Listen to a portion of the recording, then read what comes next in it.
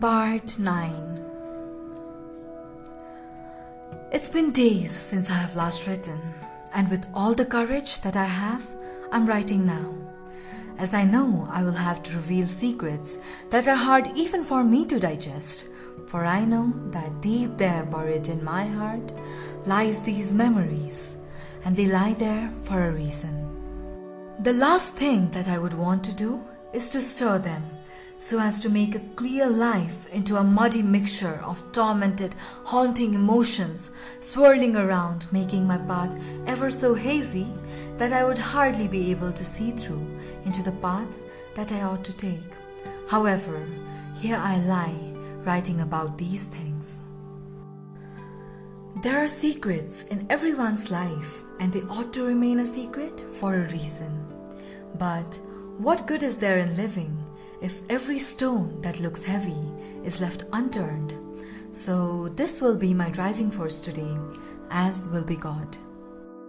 The story now moves from distant past to more recent ones, just so that it will eventually catch up with my present and maybe even move forward as to alter my future. But I have no other choices left, do I? Else, I wouldn't have started writing it, and on top of that, thought of involving the few people I care about in this mess. Sometimes I think, had I not involved them in the act of writing, I would be more free to live writing all of this nonsense whenever I liked. But the reason that I involved them and kept them updated in the real time is because I know I'm not a long runner in this track called life. Well, no one in a purest senses, but however, they do try. And that's the difference between me and them. I humbly and with a lot of embarrassment say that I'm the most inconsistent person that you'd ever meet. And that I'm saying not just because of this situation, rather because of all the experiences I have gained in the past. I don't think I'm to be fully blamed after all, as I think and even experience that I'm a fast learner. I don't say that it is arrogance, rather, it's just what it is. Everything doesn't need to be named, does it? And as I'm a rather fast learner, I tend to put all of my efforts into anything that I tend to learn, such that within months or two, I will most likely be over with what I had hoped to learn, and if not, I don't have the patience and the courage to continue it further, at least not at that particular time, so I just leave it and move to another. But that's the only part I'm not to be blamed. And I haven't been able to talk about the part where I am to be blamed at all. I, in my most down-to-earth feeling, realize here and today that I have no sense of consistency whatsoever, and that is my biggest enemy in achieving my goals. I'm sure that one day I will get the courage to do so, but till then I will have to deal with it. And the best way that I find here in fueling me to consistency in terms of writing this story is to tell the few that I care such that it will ultimately force me to write. If in case I stop, which I have been doing for a few days now, so I request your apology and ask your help in fueling me to write further. I guess I will have to talk about the truths that I found at the moment I was hugged. But it ought to wait, cause it wouldn't do fair for the story. Actually, I found many things about myself, but that was a slow process, which took about 2 years or so. And what was I doing in those 2 years? Do you want to know? So here's what happened. I completed my high school and thought about what I should pursue further for my higher studies. I had no specific thoughts at the moment, but I could say that I had a strange feeling of wanting to join physics, engineering, medicine, arts, music, maths, or whatever that interested me at the moment.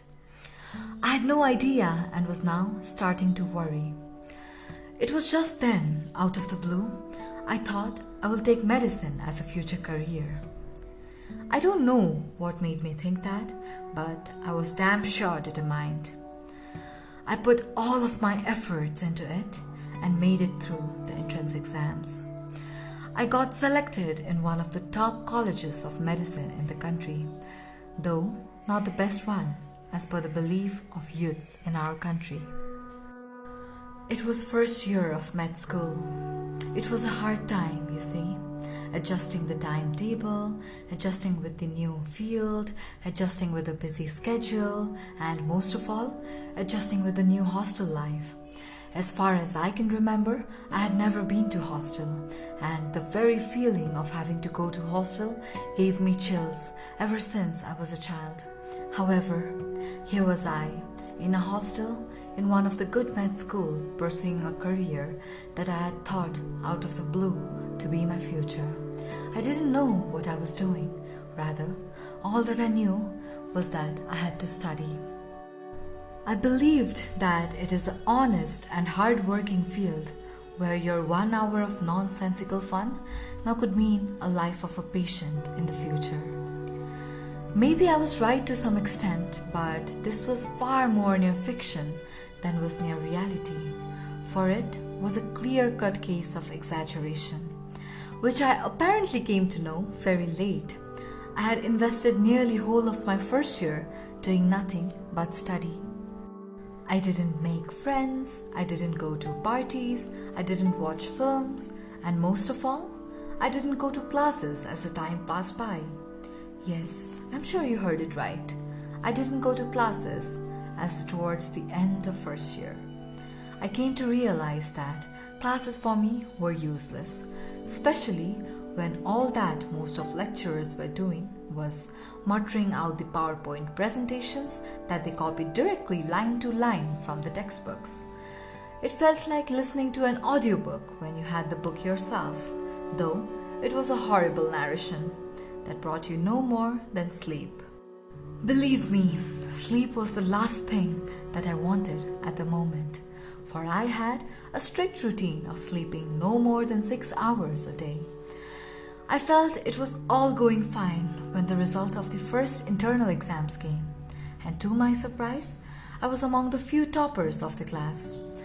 I remembered Srisha, how she had said to me at the gate of my high school as I was going home. This moment ignited the fermentation that took longer than expected to occur. I felt happy for a moment. But as the time passed by, this happy feeling was replaced by the happiness I gained by studying books. I found it quite fascinating to study how the human body looked, how it functioned, how it got sick, and also how it healed. I loved everything that I studied. I still remember a smile that would be still there on my face the moment I held the anatomy book and started to read.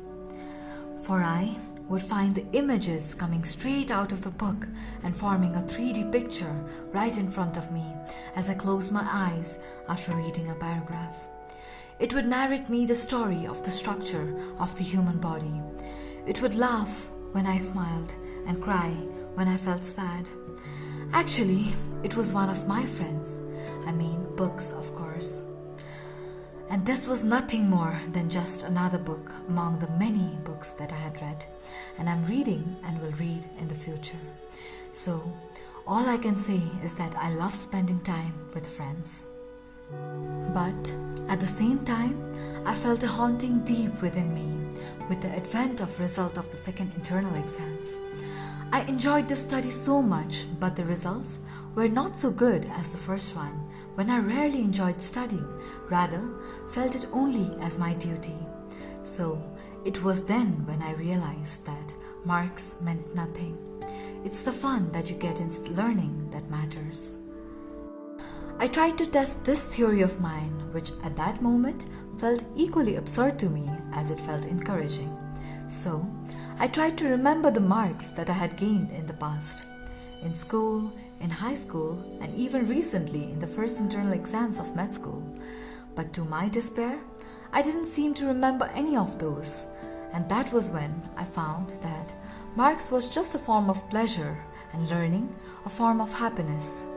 And the difference between pleasure and happiness is just as clear as the difference between the sky and the sea at horizon, isn't it?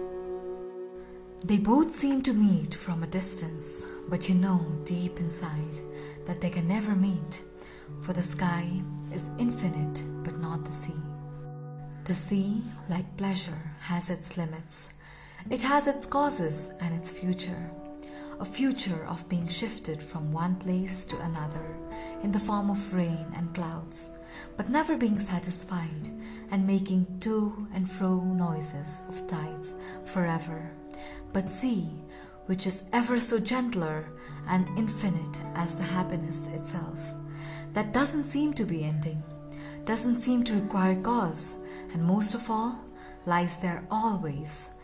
That is, it doesn't move from one thing to another as pleasure. Most importantly, you can never be satisfied with pleasure, but with happiness, you can be ever increasingly satisfied. So now, I had changed a bit. When I thought study as a duty and did it with the aim of marks, I failed myself, even after topping in the exams. I didn't remember a thing that I had studied, leave alone the happiness of studying. But when I thought study as fun and spent time with it, I passed myself, even after the crumbled fate of marks in result. So now, my priority had changed from marks to learning, from pleasure to happiness. Maybe that's what we call growing up, don't we? We grow when our priorities change from an absurd one to a less absurd one, though the absurdity lasts as long as we ourselves, and the only thing that cannot be absurd is death, a final pure truth. What changed me even more lay hidden in the womb of later half of first year, a time when we had a community field work. And since it's a long story, so I wouldn't want to start it right away, for I am tired of writing on this paper. So let's just leave it for another chapter, shall we?